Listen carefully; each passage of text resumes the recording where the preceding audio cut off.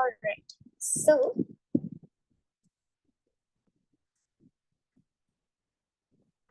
I hope you can see the screen now. If you got any problems, you can let me know.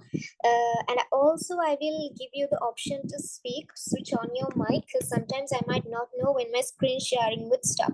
There is a small technical issue like that I have experienced before. So I will give you the chance to unmute yourself as well, right?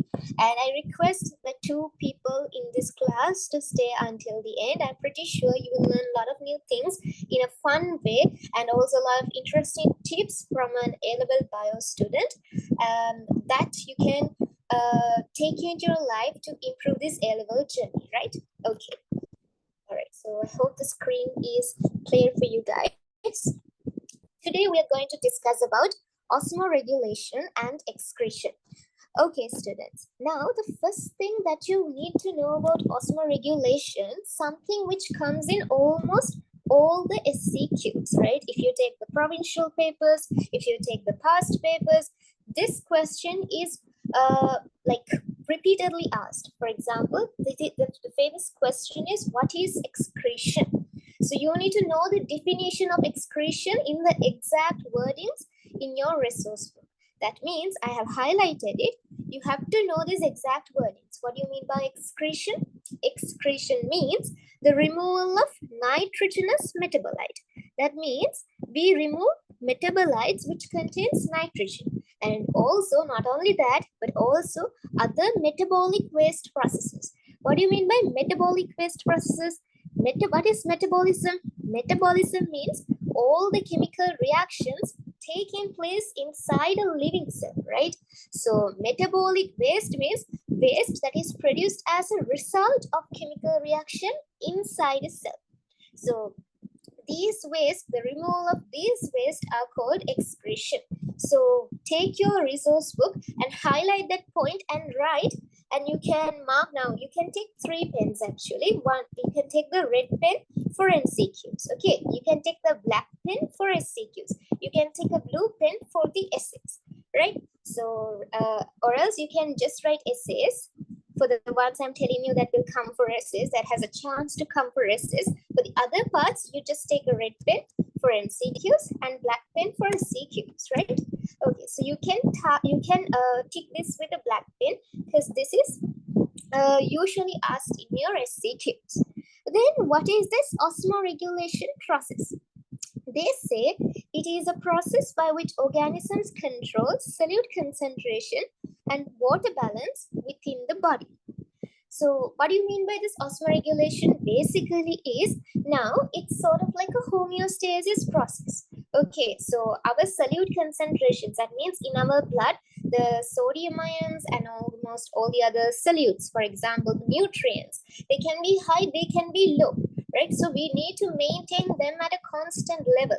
Otherwise, what happens? Otherwise, those can be toxic to our body, right? So we are learning about the importance over here, but in that part, I will come to this toxicity part. But for now, just remember, it's important to keep all these solutes and water at a constant level, because you know, animal cell will take up water and it will grow bigger and bigger. At one point, those animal cells can burst, right? And also, if you don't have water, what will happen to those animal cells? The animal cells will keep on shrinking, and at the end, they would die, right?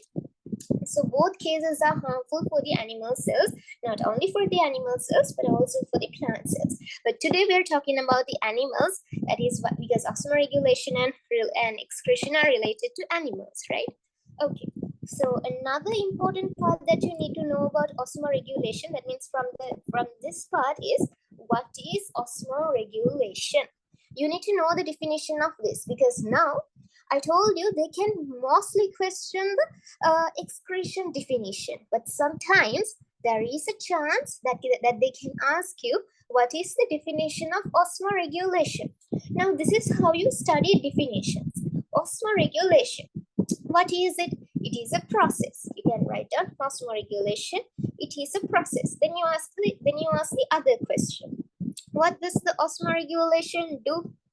It controls the solute concentrations and water balances within the body, right? It controls the solute concentrations and water balances within the body. That is what the osmoregulation do.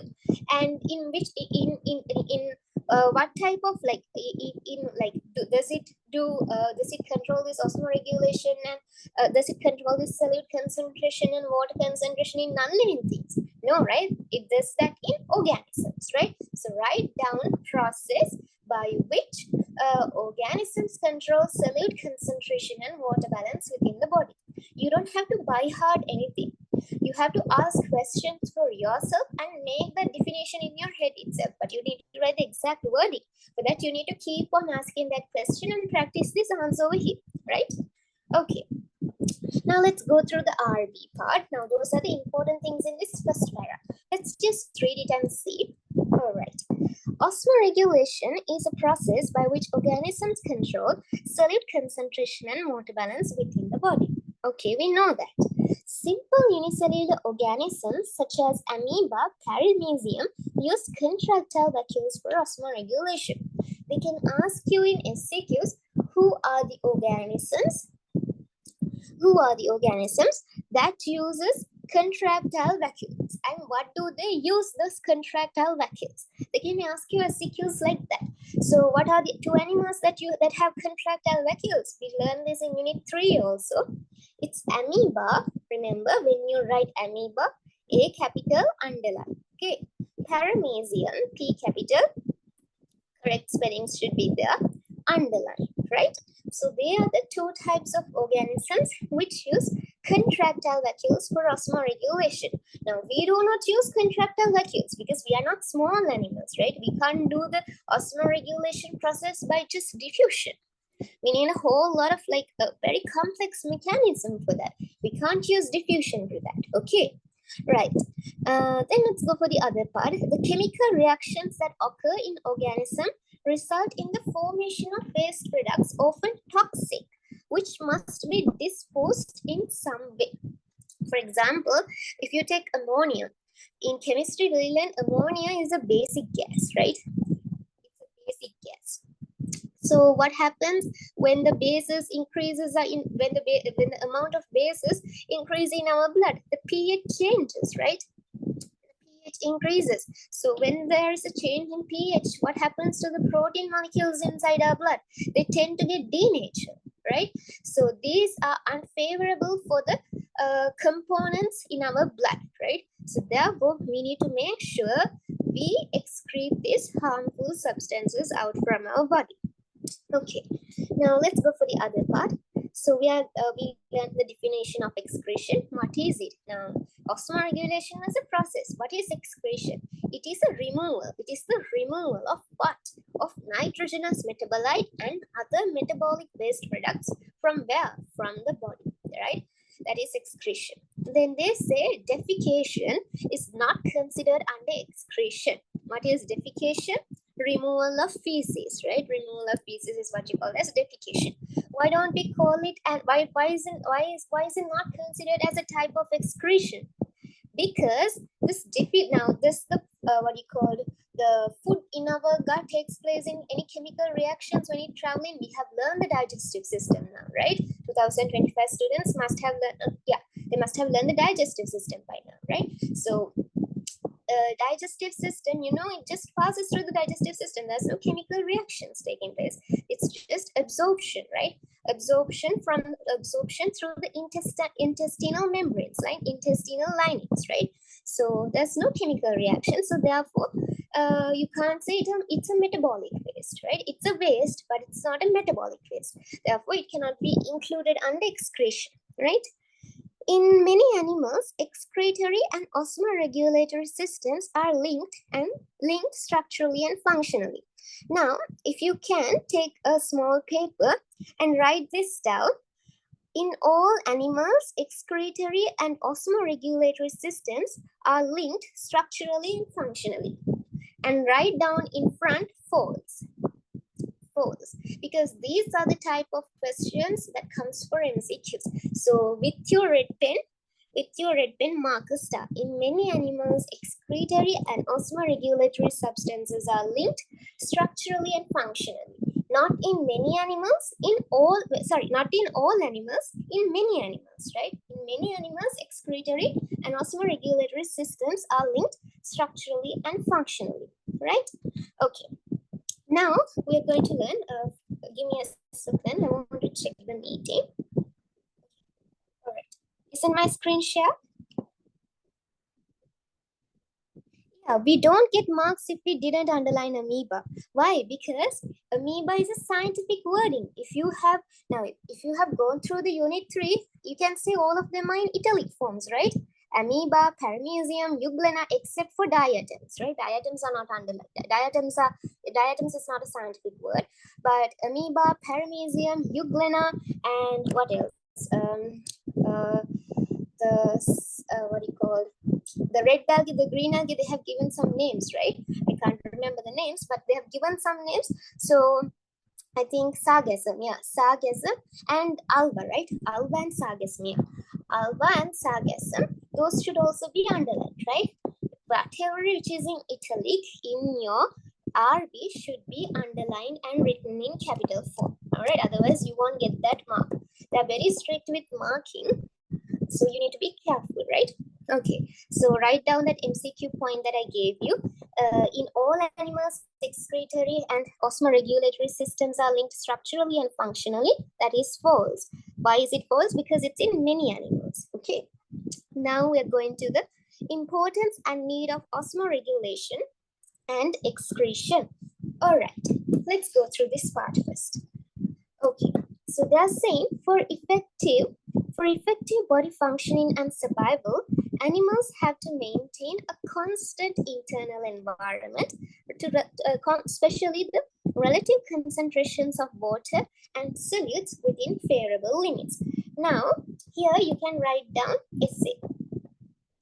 Now, this is not a targeted essay actually, but when I'm doing the theory class, I make sure that I tell you what are the possible essay points, because if we study the guessings and go, what will happen is we're not confident.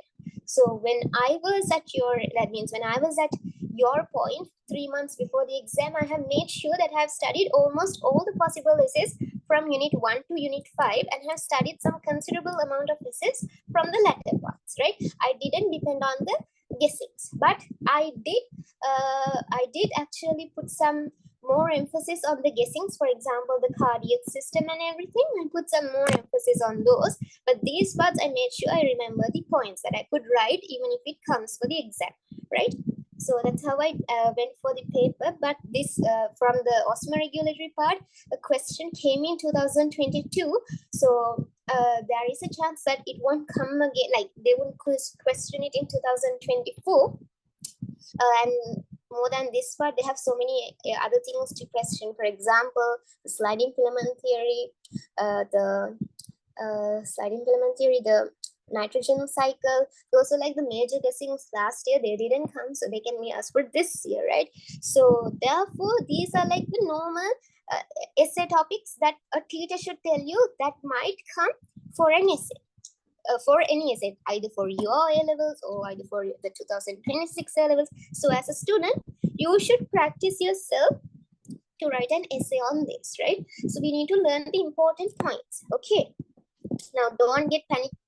I haven't studied this. It's okay. There are more important essays. If you are a person who haven't studied anything, then it's better to go with the guessings. But if you are a person who have studied most of the parts, but you are a 2025 students, right? So 2025 students have enough and more time to go for a good day. They have enough and more time. Even if they are at a F at this position, they have enough and more time to go for an A, because once on Sunday I went to an award ceremony held by one of my teachers, and that teacher actually invited a child to do the speech, and that person went from S to A within 3 months. Actually, S to B, okay? He got 2 A's and 1 B. He has got 3 A's in the first shy, and in the second shy, 2 A's, 1 B, but he started studying before 3 months to the exam. So within 3 months, he has converted it. You guys have around like more than 1 year, right? So definitely you guys can do that. So don't worry about that, but don't focus on only the guessings. Just focus on these parts as well, right? Okay. Focus in the sense, try to, now this is a bit hard to memorize, to be frank, this is a bit hard to memorize, but you can put some effort to remember the points. I will tell you what are the points that you need to remember so that you can play some game and then end up with taking around like from the 30 marks. If now this will be one part, right? You can take around from 15 marks, you can take around 9 or something. If you study this one, it's still good, right? It's still good. Because we have to put more pressure on the main topics, right? So these are just minor essay topics, minor parts that can come for essays, right? Okay, so to maintain a constant internal environment, especially the relative concentrations of water and solids within the favorable limits. So because this is essential for the functioning and survival, only osmoregulation should take place, right? That is what they have basically said. All right. Therefore, animals need to regulate the chemical composition of body fluids by balancing uptake and loss of water and solids. Now, they have the body fluids in the sense, basically the interstitial fluid, the blood plasma, those things, right? So they need to regulate this chemical composition either by taking water or either by removing water, or either by taking in solids or either by losing solutes, right? Solutes, not solids, solutes, right? So you can remember this point, right? For example, you can remember it like this. Now, for effect, this is how I studied. For effective, this is how I studied the points. For effective body functioning and survival, I remembered osmoregulation is needed. Then at that part, I can write the meaning of osmoregulation for that part, right? I didn't remember these parts because I thought I couldn't remember most of the things. Somehow or the other, the points are important, right? You need to write the exact wordings, but I thought it's okay. Even if I lose this mark, I will just write that part because I can't pressure myself to study everything at that part, at that point, right? So try, if you can study everything, then try to do that. Okay, it's just I was a bit my head was full, so I thought of, if I put these are like unwanted points, I shouldn't put these into my head. I will just go through these things, right? But I remembered for effective body functioning and survival, and then I could write it in my own words. If they wanted to give us marks, they will. If they did not, they won't, because this is not like a big targeted essay. There are so many, like, good essays that we need to study, and we need to separate our brain memorizing area into those areas, right? Okay, so therefore animals need to regulate the chemical composition of body fluids. Now it was easy for me, because for effective body functioning and survival, we need to carry out osmoregulation, right? So what should animals do therefore animals need to regulate the chemical composition of body fluids by doing what? By uptaking and losing water and solids. So you get another point for that, right? That's how you get point by point. You can remember it in a diagram wise also, right? Okay, now let's go through the part again. Animal cells will swell and burst if water is uptake. Now, even if you didn't know this part, even if you start from this part, you can go up to here, right? You can go up to here itself. You will get around like 3 points, right? 3 points, right? So you can say animals need to regulate chemical composition. Why? By doing what? By balancing uptake and loss of water and solutes. Then you can write animal cells swell and burst if water uptake is excessive. And on the other hand, you can write animal cells will shrink and die if water loss is high, right? That is the opposite of that. All right. The driving force of loss of water in animals, as in plants, is the concentration of solutes across the cell membrane. Now, what do you mean by driving force of loss of water? Now, it's not the solutes which are moving from one place to another place, right? Through the solutes. Solutes also move due to different functions, like due to different reasons. But in the case of osmoregulation, it's the water which actually moves. For example, now let's take this cell. There's going to be a high concentration of solute in this cell and low concentration of solutes over here. What happens is, to dilute this part, to dilute this cell, what happens is water from outside will come inside by the process called endosmosis, right? Now, if you imagine there's going to be less solutes over here and more solutes outside, what happens is water is going to move out of the cell, right? Water is going to move out of the cell, because here less water, here more water. Water will move from a high concentration to a low concentration, down a concentration gradient, right? So it's water which moves. Solutes also move due to that is in different cases, like for functions of the, like for the to take some usage from those solutes and all, they move, right? Okay. Animals have evolved different osmoregulatory strategies depending on the environment in which they live for their survival. Okay. Animals had to get rid of toxic products. Now, this was what was all this about. Now, don't just read it. What was all this about? This was about the importance, right? Not the importance. This was basically about the importance of osmoregulation. Importance, right? Here, what are they talking? Here also they're talking about the importance, but here they are basically talking about the bad things that could happen if we didn't do that. Like if the osmoregulation process didn't take place, the drawbacks or the shortcomings that would occur if the osmoregulation did not take place properly, right? Okay, so let's go through that part now. So you can divide these things into two parts and write, right? Animals have to get rid of toxic products produced during metabolism in order to safeguard the composition of the internal environment. Yes, we know that. Because if toxic products are produced, that would be harmful for us, right? So therefore, they need to get rid of them. Otherwise, these excretory end products become toxic to the body cells. Okay. For example, protein and nucleic acids are broken down within the body cell during metabolism, and the amine group is converted to ammonia, which is highly toxic. All right, now you might have not known this before, but there are proteins inside our body. After their function is over, they go into our liver. And there the breakdown takes place, especially the hormones also. Most of the hormones are made from proteins, some are made out from lipids. The hormones made out of lipids are actually estrogen and progesterone. They are called the steroid hormones, but most of the protein hormones are proteins, right? So most of these hormones, after their function is over, they go into this liver cell, and there the breakdown takes place. We know proteins contains amine group, right? NH2 group, right? And also nucleic acids also contains NH2 group, right? So therefore, when this is being broken down, what happens is this NH2 group gets another hydrogen and then gets converted into ammonia. But we know ammonia is a base, and also it is also a toxic compound for our body, right? Ammonia, we don't inhale ammonia, right? So what if ammonia is already present in our blood? That's not good for us, right? So it is toxic, right? Okay, ammonia is highly toxic, and ammonia can also act as a weak base. Due to these two reasons, we need to somehow remove ammonia. So they have talked about the production of ammonia first, and now they're talking about the production of carbon dioxide. Let's go through that. Oxidation of glucose during metabolism. What do you mean by oxidation of glucose? Glucose reacting with oxygen. What is this? Aerobic respiration, right? This is aerobic respiration, or basically respiration. Could be anaerobic as well, right?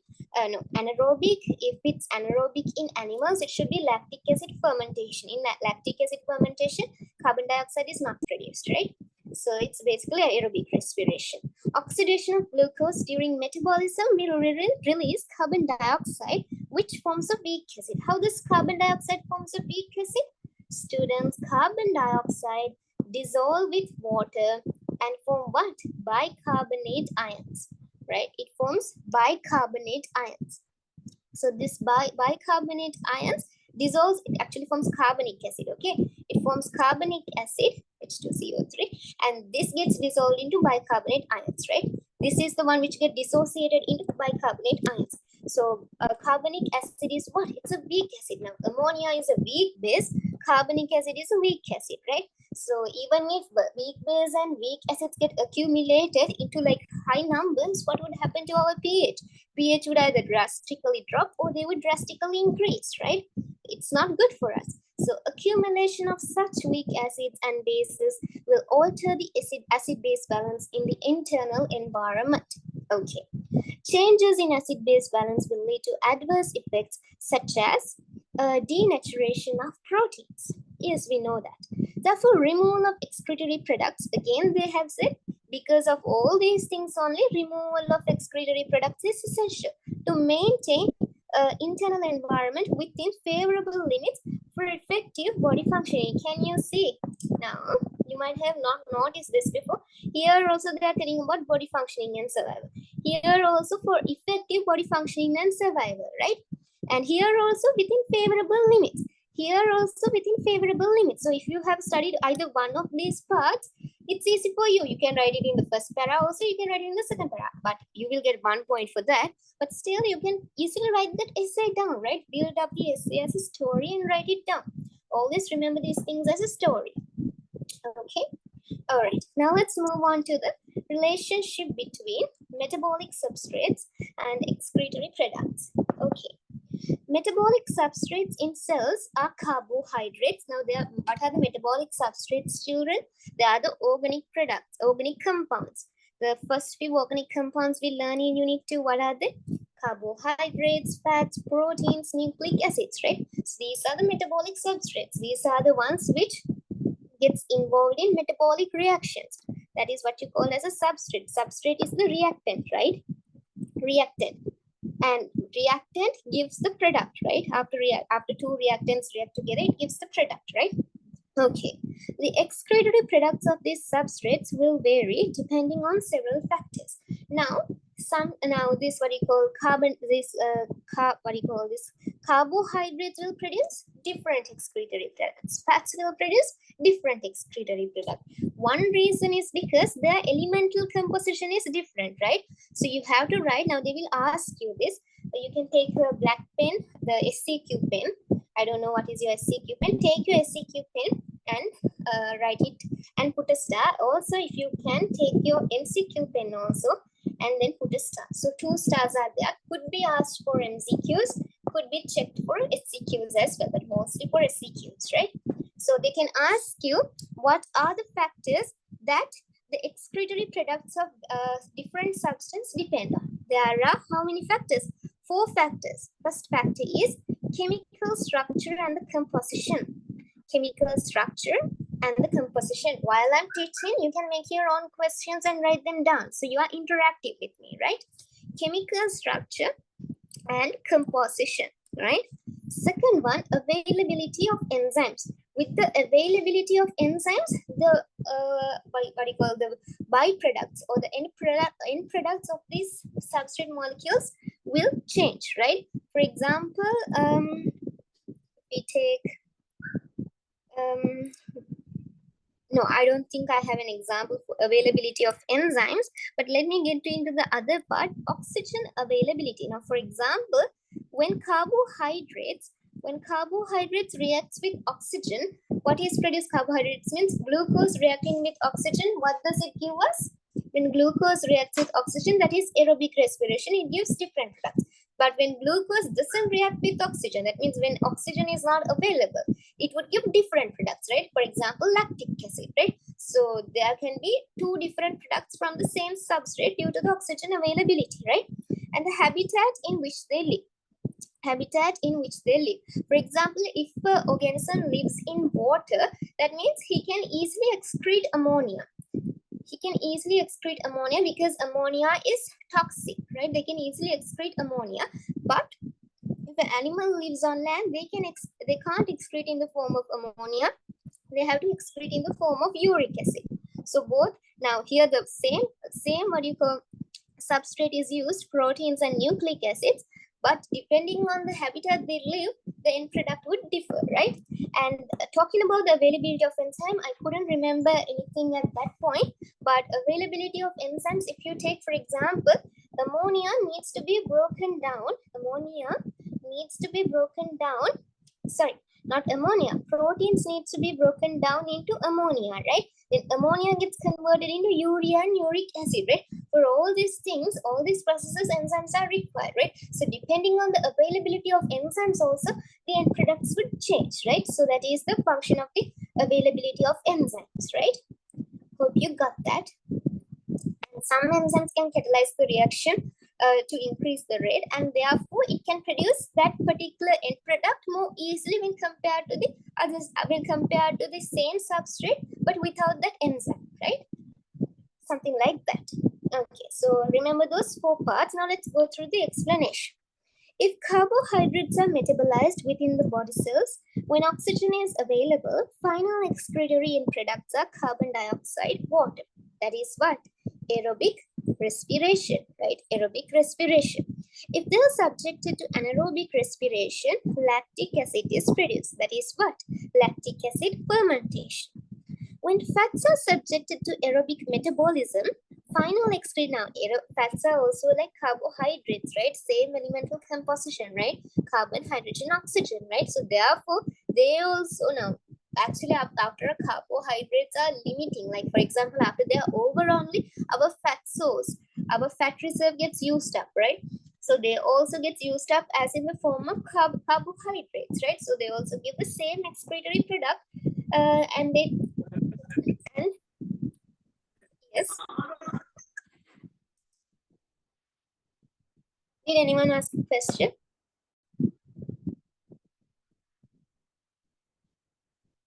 No, right?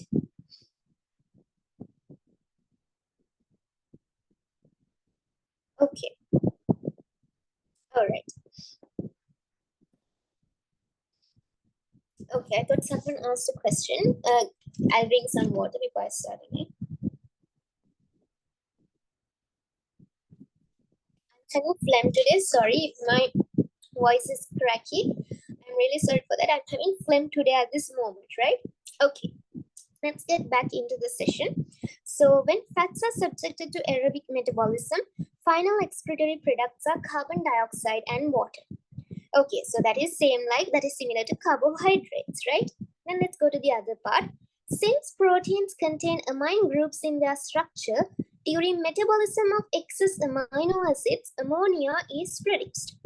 Now, proteins contain an amine group. I told you nucleic acids also contains amine groups and nitrogenous bases, right? It contains nitrogen, base, it contains nitrogen, that means it produces ammonia, right?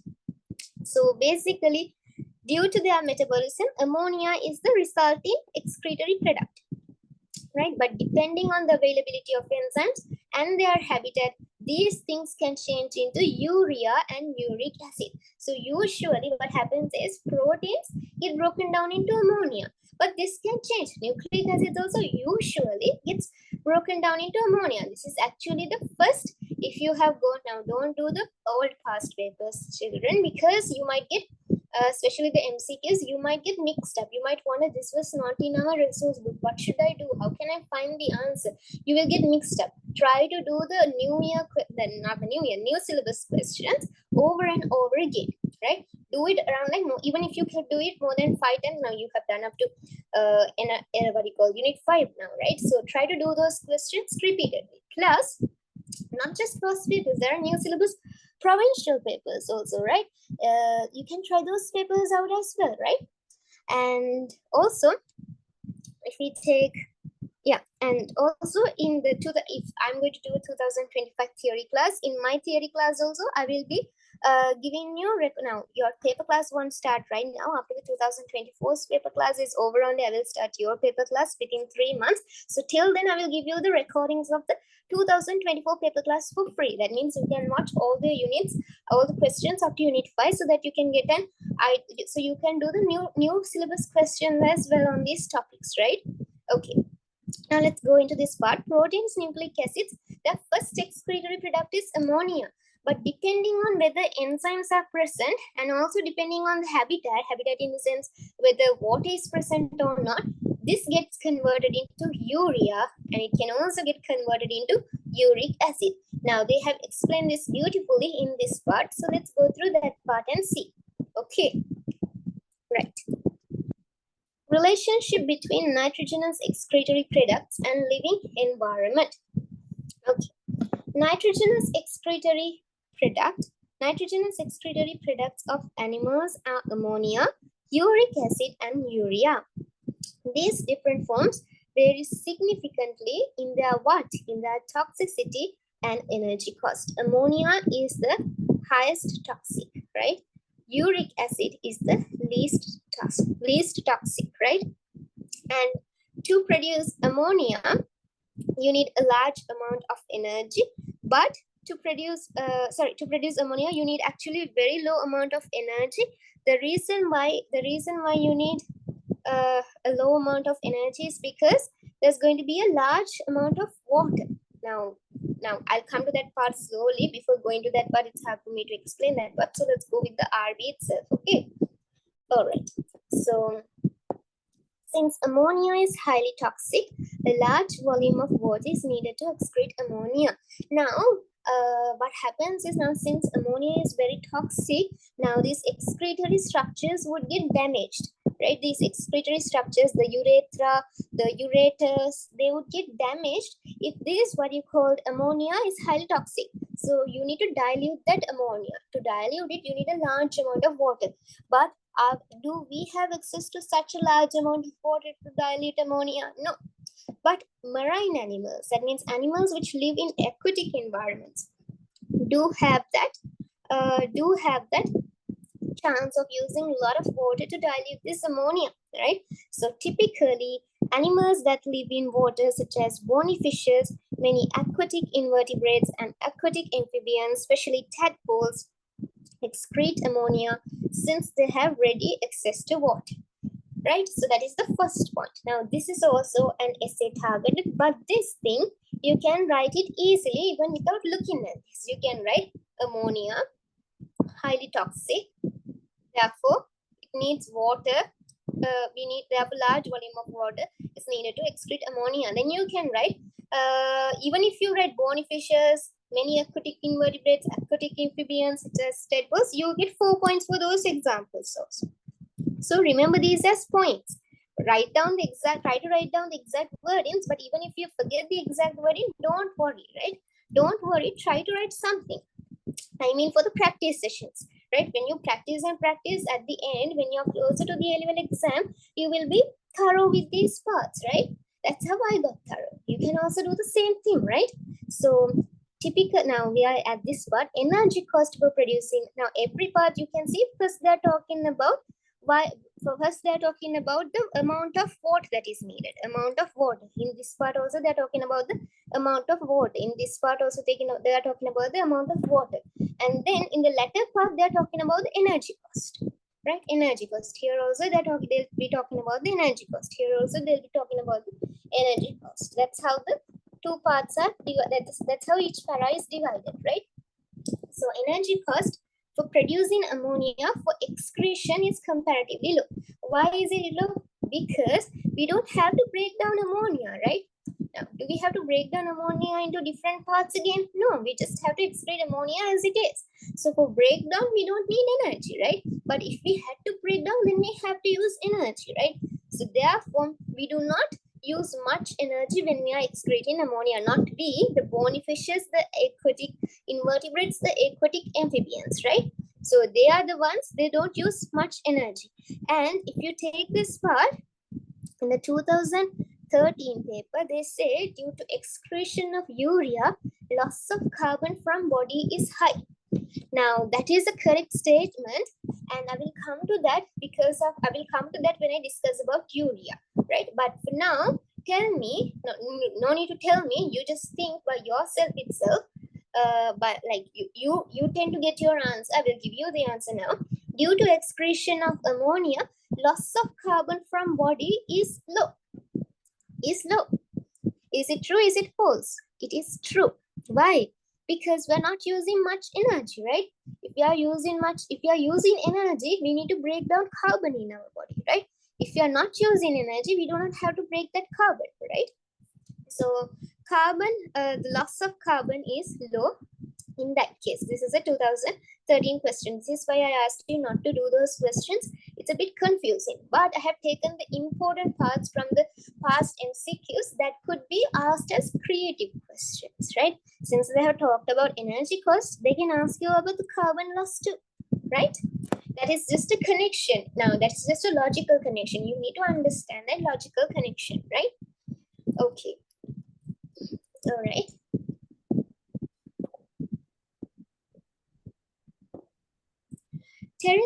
Terrestrial animals do not have access to sufficient water to excrete ammonia as the main excretory product. Yes, we know the animals which live on land, we just drink 2 liters of water, 2 to 3 liters of water. That is not enough for us, right, to excrete ammonia. So ammonia will not be our main excretory product, but for the aquatic animals, ammonia will be the main excretory product, right? Okay. And then let's go through the other part. Instead, most terrestrial animals, such as mammals and adult amphibians, mainly excrete urea as the main nitrogenous excretory product. So what it does is actually, now since we cannot excrete ammonia, what we do is we convert it into a less toxic form. We convert into a less toxic form. When we convert into a less toxic form, we don't need much water, right? So the less toxic, the second toxic one is the second, this is the highest. Then the middle one is urea, right? Urea. So for urea, we do not need much water. And also animals need to spend some more energy than when producing ammonia, because we need to break down this ammonia into urea, right? For that, it requires energy, right? So we need to expend more energy. That means what? Carbon loss is going to be high, right? So this statement is true, right? Yeah. However, animals must expend more energy to produce urea from ammonia. Some marine fishes, such as sharks, also excrete urea. Now, they have talked about these aquatic organisms using actually releasing ammonia, but why have they talked about this marine, what do you call it, the sharks excreting urea? That's because shark actually uses urea for their osmoregulation, right? Urea for their osmoregulation.